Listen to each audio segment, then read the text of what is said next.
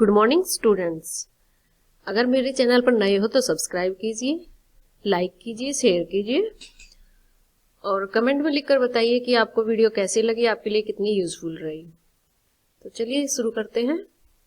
ये पाठ का सार करेंगे आज। पाठ 17 संस्कृति क्षितिज बुक है क्षितिज। तो पाठ का संक्षिप्त परिचय देखिए। प्रस्तुत पाठ बौद्ध भिक्षु भदंत आनंद कौशल्यायन द्वारा लिखित संस्कृति नामक शीर्षक से अवतरित है। इसमें लेखक ने सभ्यता और ससंस्कृति शब्दों की व्यवहारिकता का उल्लेख करते हुए इसे अनेक उदाहरणों द्वारा समझाने का प्रयास किया है।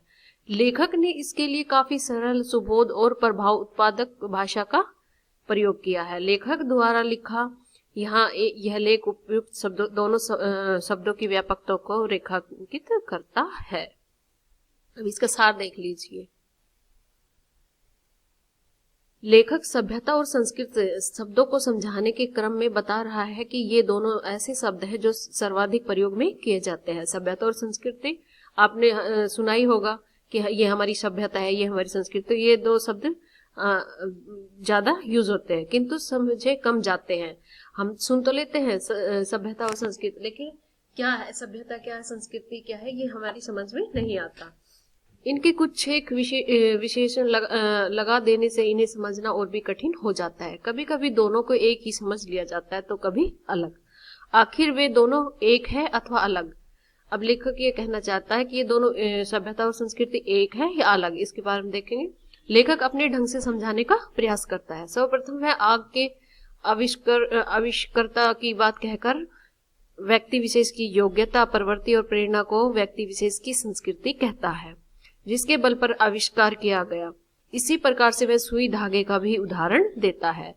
लेखक सभ्यता और संस्कृति के अंतर को समझाते हुए सुई धागे और आग के आविष्कार से जुड़ी प्रारंभिक प्रयत्नशीलता और बाद में हुई उन्नति के उदाहरण देता है। लोहे के टुकड़े को घिसकर छेद बना और धागा पिरोकर दो अलग अलग टुकड़े को सीलकर जोड़ने की सोच ही संस्कृति है। अब क्या है, पहले एक आग का आविष्कार हुआ था तो उसमें एक सुई धागे का, तो सुई धागे का जैसे एक लोहा है उसको उसमें छेद कर दिया, उसमें धागा डाला, उसके बाद वो कपड़े को सीलने जोड़ने का काम कर रहा है। तो उस जोड़ने का जो काम कर रहा है तो वही संस्कृति है। इन खोजों को आधार बनाकर आगे जो इन क्षेत्रों में विकास हुआ वह सभ्यता है। ये तो हमारी संस्कृति हुई कि ये यहाँ से शुरुआत हुई। उसके बाद जो आधार बनाकर आगे आगे जो विकास होता रहा उसको सभ्यता कहलाता है। एक सुसंस्कृत व्यक्ति की पहचान उसकी योग्यता, एक सुसंस्कृत व्यक्ति की पहचान उसकी योग्यता, प्रवृत्ति, प्रेरणा के रूप से होती है। अपनी बुद्धि अथवा विवेक के आधार पर नए निश्चित तथ्य की खोज आगामी पीढ़ी को सौंपने वाला संस्कृत होता है, जबकि उसी तथ्य को आधार बना रखकर आगे बढ़ने वाला सभ्यता का विकास करने वाला होता है।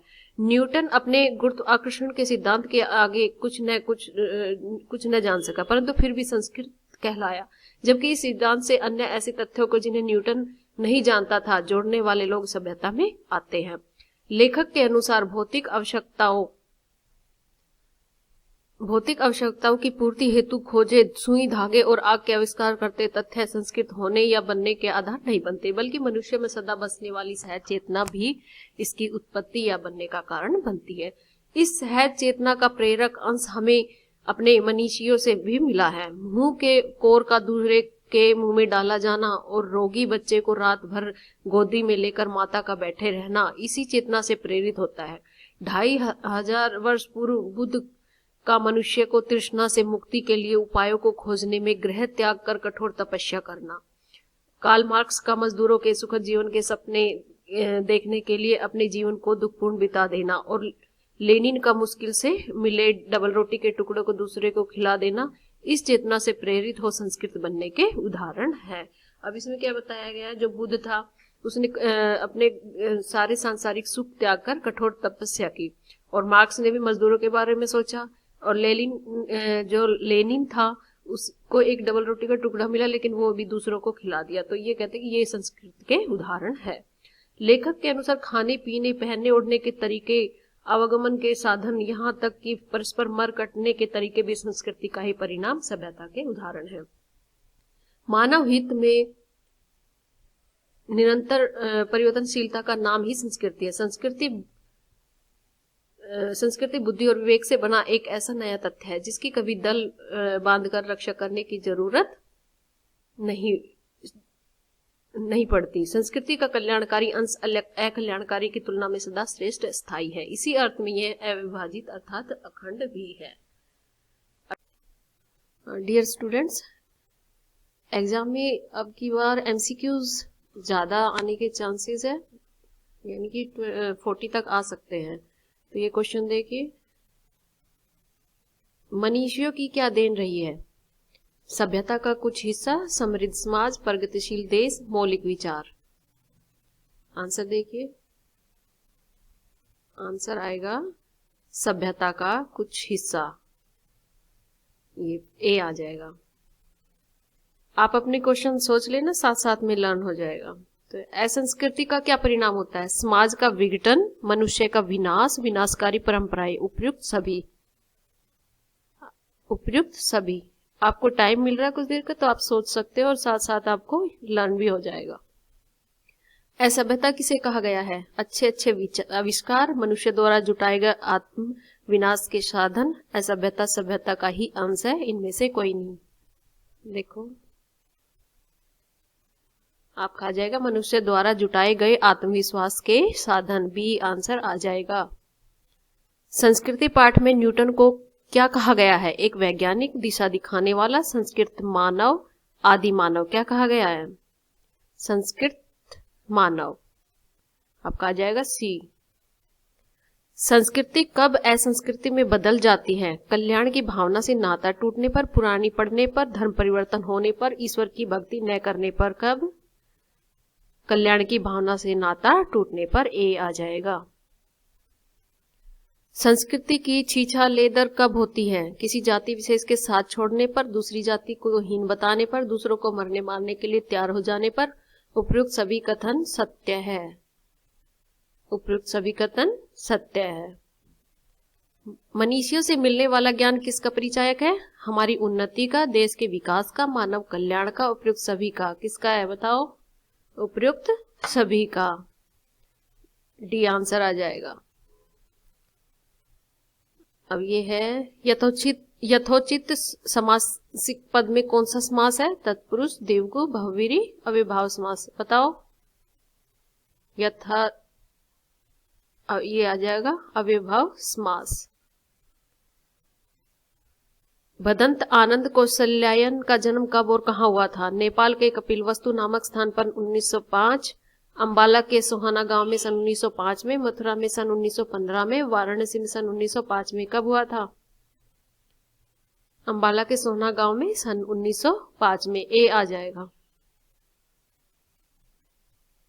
संस्कृत व्यक्ति से लेखक का क्या तात्पर्य है? संस्कृत पढ़ा लिखा व्यक्ति, संस्कृति को मानने वाला व्यक्ति, नई चीज खोज करने वाला व्यक्ति, या डी किसी वस्तु को सुधार कर उत्कृष्ट बनाने वाला व्यक्ति। सोच लिया? तो ये आ जाएगा सी, नई चीजों की खोज करने वाला व्यक्ति। आग के आविष्कार के पीछे क्या प्रेरणा रही है? पेट की आग को शांत करने की, अंधेरा दूर भगाने की, सर्दी दूर करने की, जंगली जानवरों को भगाने की। देखिए, पेट की आग को शांत करने की, ए आ जाएगा आंसर। सुई धागे का आविष्कार क्यों हुआ होगा? कपड़े सीने के लिए, शरीर ढकने एवं सर्दी से बचने के लिए, पेट की आग को शांत करने के लिए, घर बनाने के लिए। शरीर को ढकने एवं सर्दी दूर करने के लिए, बी। सभ्यता का क्या अर्थ है? सबके साथ प्यार से रहना, सबका आदर करना, आदर्शवादी बनकर रहना, संस्कृत द्वारा किए गए आविष्कार एवं अपने एवं दूसरे के लिए आविष्कृत वस्तुएं सभ्यता कहलाती है। अब क्या आंसर आएगा? डी आंसर आ जाएगा। संस्कृति द्वारा किए गए आविष्कार तथा अपने एवं दूसरों के लिए आविष्कृत वस्तुएं सभ्यता कहलाती है। पेट भर और तन ढका होने पर कौन सो नहीं पाता? संस्कृत व्यक्ति, बीमार व्यक्ति, बेचैन व्यक्ति, 99 के फेर में पड़ा व्यक्ति। तो आपके हिसाब से कौन आएगा? संस्कृत व्यक्ति, ए, इसमें ए आंसर आ जाएगा। मनीषियों किन्हें कहा गया है? साहित्यकारों को, धार्मिक नेताओं को, जो विद्वान किसी तथ्य को विशेष भौतिक आवश्यकता के लिए नहीं बल्कि अपनी जिज्ञासाओं को शांत करने के लिए खोजते हैं, या उपयुक्त सभी? आपका आंसर आएगा सी आ जाएगा, जो विद्वान किसी तथ्य विशेष को भौतिक आवश्यकताओं के लिए नहीं बल्कि अपनी जिज्ञासाओं को शांत करने के लिए खोजते हैं। अब ये देखिए, जो सबसे कम समझ में आते हैं, ये हम गद्यांश कर लेते हैं, इनके फिर क्वेश्चन आंसर देखते हैं।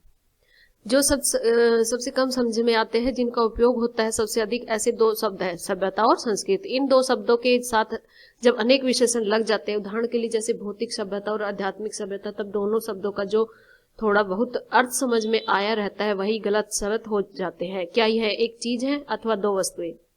यदि दो है तो दोनों में क्या अंतर है? हम इसे अपने तरीके से समझने की कोशिश करें। कल्पना कीजिए उस समय की जब मानव समाज का अग्नि देवता से साक्षात नहीं हुआ था। आज तो घर घर चूल्हा जलता है। जिस आदमी ने पहले पहले आग का आविष्कार किया होगा वह कितना बड़ा आविष्कार करता होगा।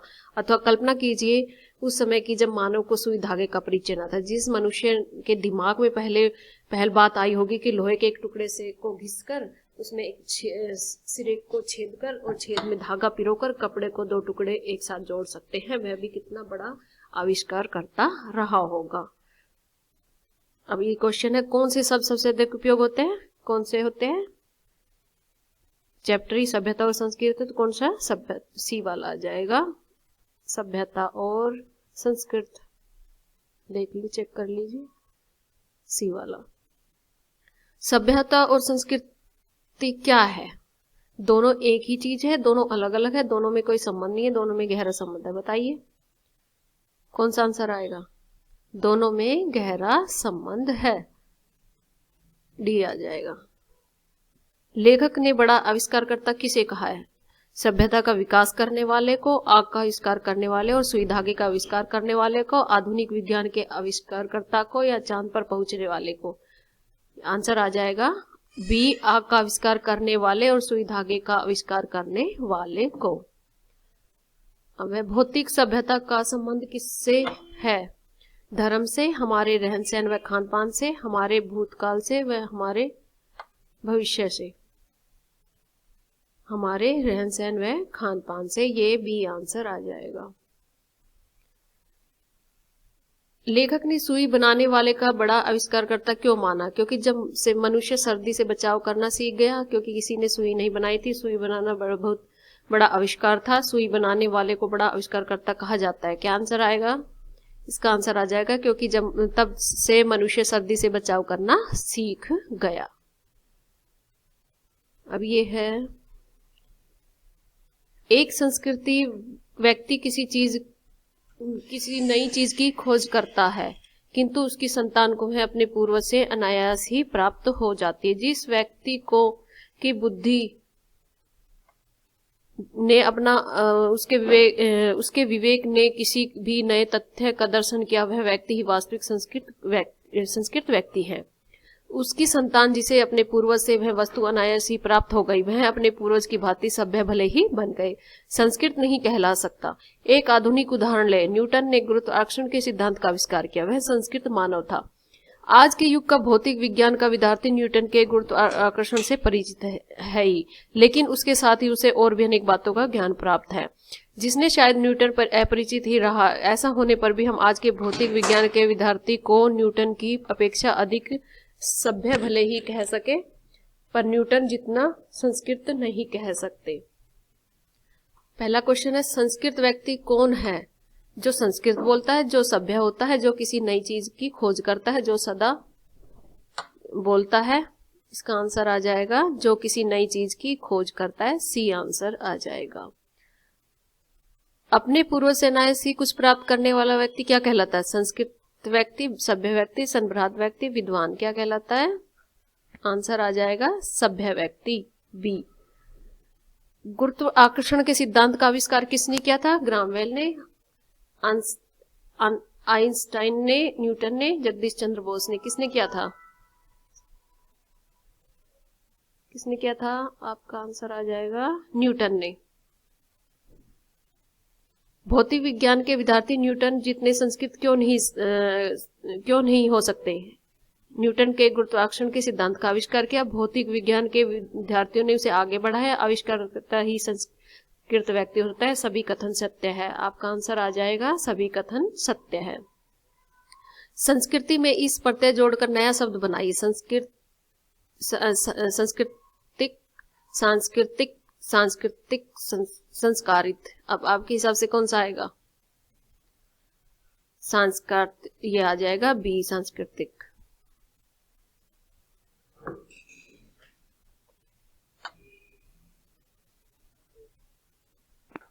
आग के आविष्कार में कदाचित पेट की ज्वाला की प्रेरणा एक कारण रही है। सुई धागे के आविष्कार में शायद शीतोष्ण से बचने तथा शरीर को सजाने की प्रवृत्ति का विशेष रहा है। अब कल्पना कीजिए उस आदमी की जिसका पेट भरा है, जिसका तन ढका है, लेकिन जब वह खुले आकाश के नीचे सोया हुआ रात के जगमगाते तारे को देखता है तो उसको केवल इसलिए नींद नहीं आती क्योंकि वह जानने के लिए परेशान है। आखिर यह मोती भरा थाल क्या है? पेट भरने और तन ढकने की इच्छा मनुष्य की संस्कृति की जननी नहीं है। पेट भरा और तन ढका होने पर भी ऐसा मानव जो वास्तव में संस्कृत है निठल्ला नहीं बैठ सकता। हमारी सभ्यता का एक बड़ा अंश हमें ऐसे संस्कृत आदमियों से ही मिला है जिनकी चेतना पर स्थूल भौतिक कारणों का प्रभाव प्रधान रहा है, किंतु उसका कुछ हिस्सा हमें मनीषियों से मिला है जिन्होंने तथ्य विशेष को किसी भौतिक प्रेरणा के वशीभूत होकर नहीं बल्कि उनके अपने अंदर की सहज संस्कृति के कारण प्राप्त किया है।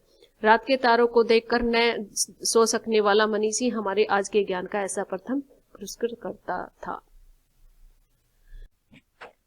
आपके आविष्कार के लिए क्या प्रेरणा रही होगी?